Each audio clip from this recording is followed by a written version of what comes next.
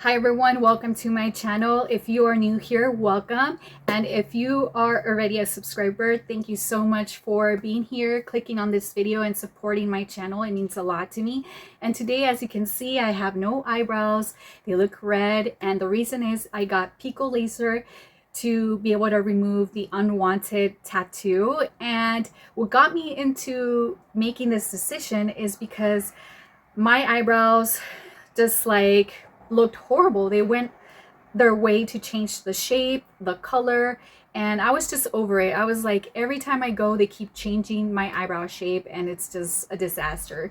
So as you can see, I have reddish pigment where the brown ink was, and then the gray ink is like an older tattoo back in the days when they didn't do microblading, or they used also as well different type of ink.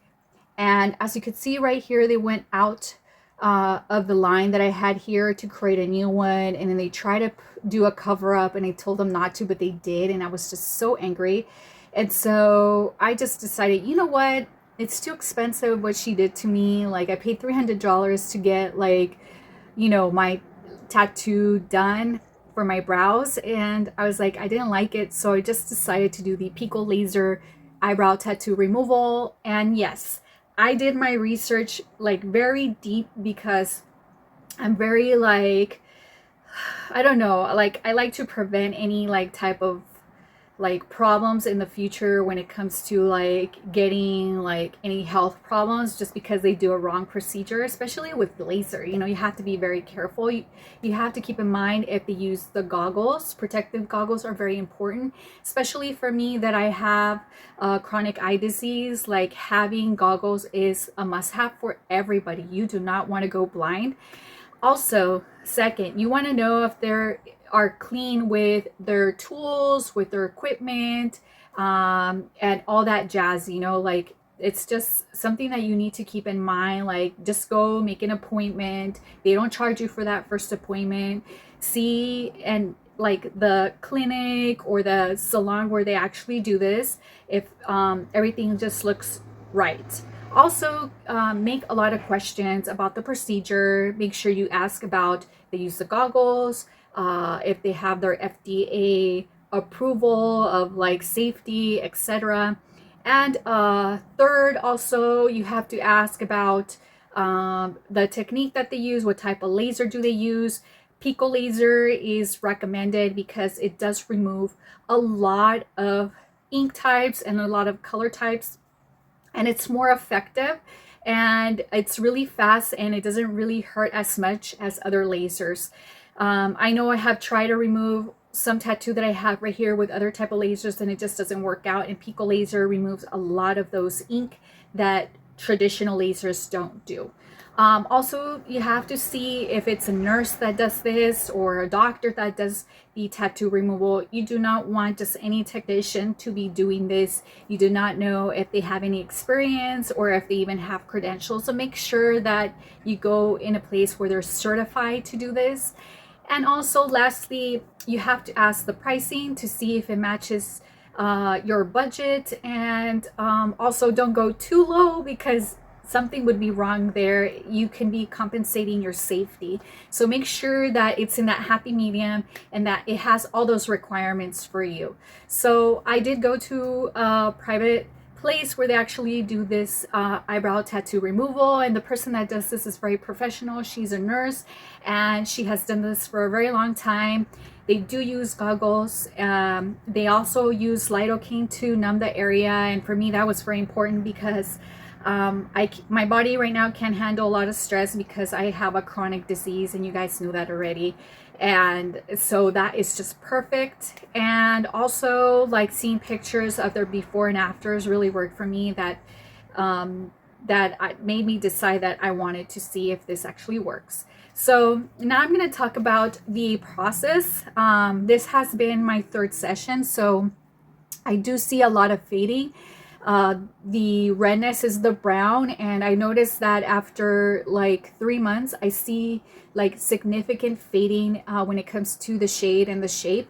Also, the gray part of the eyebrow, which is an old tattoo, was the hardest part to fade. because I wasn't sure what type of ink they use and how deep they went in on my skin. And so they went in with a very intense wave of PICO laser to actually penetrate deeper in the dermis to be able to like break down the pigment. And so I did really feel that like hit of pain. It feels like a rubber band hitting.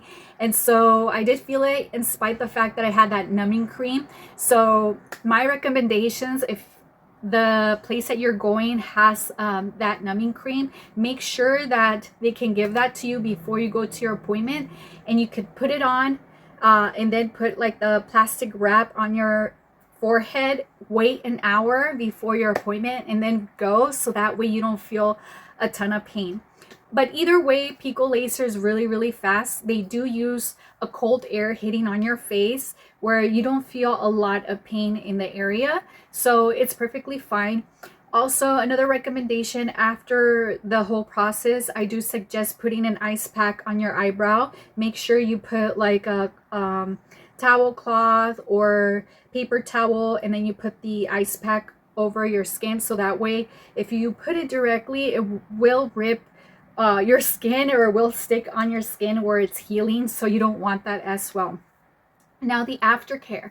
What is the aftercare? You cannot wear makeup on the area. You cannot do that for at least 3 days.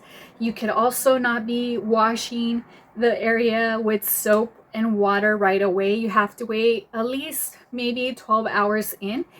And then like you could go in with lukewarm water or cold water in the area, just softly. Make sure your soap or facial soap doesn't have any fragrance, and that is for sensitive skin as well. You do not want to put anything that's going to take more hydration in the area. Also, just make sure you don't add anything to your eyebrows, anything extra like skincare over it.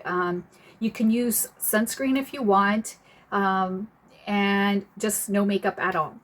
Now, lastly, the cost for this procedure is $200, and in other areas or in other places, they do charge like $400 to $200. It just depends where you go, so you can look into that. My suggestion is to not look for a place that's cheaper, because you don't want to compensate your safety for something that's more economical.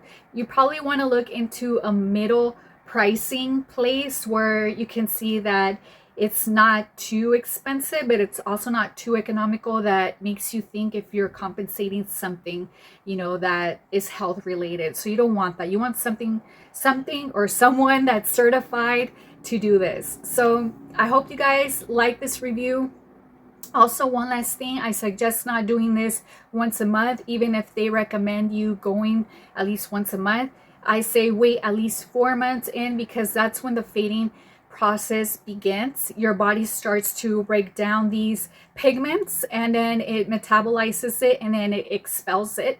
So that's when you'll see the fading. So from there on, it also makes you heal your skin faster, and it all depends on your skin type and your undertone and so on. So the lighter you are or the darker you are, it is kind of like hard to get this procedure done, because you are most likely to get scars. So that's another fact too that you need to ask, or they might ask you, is health factors about your skin. If you do scar easily, what type of skin do you have? If you're dark or light or olive, like those are like high factors that you could scar easily and possibly get hyperpigmentation as well.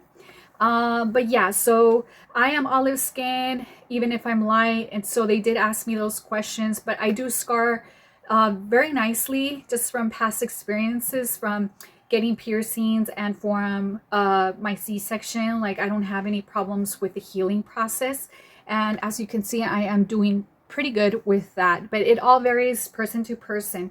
So yeah, thank you guys for watching this video. I hope you guys enjoyed. God bless. Talk to you soon.